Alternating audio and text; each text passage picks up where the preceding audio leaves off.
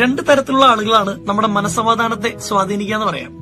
Category number 1, നമ്മൾ എന്തൊക്കെ ചെയ്താലും നമ്മളെ മനസ്സിലാകാതെ പോകുന്ന ചില മനുഷ്യർ, നമ്മുടെ കുറ്റങ്ങൾ എപ്പോഴും പറയുന്ന, നമ്മളെ കളിയാക്കിക്കൊണ്ടിരിക്കുന്ന ചിലർ. ഒരുപക്ഷെ അത് ബോസായിരിക്കാം, കൂടെ വർക്ക് ചെയ്യുന്ന ഒരു കൊളീഗായിരിക്കാം, കുടുംബത്തിൽ ആരെങ്കിലും ആയിരിക്കാം.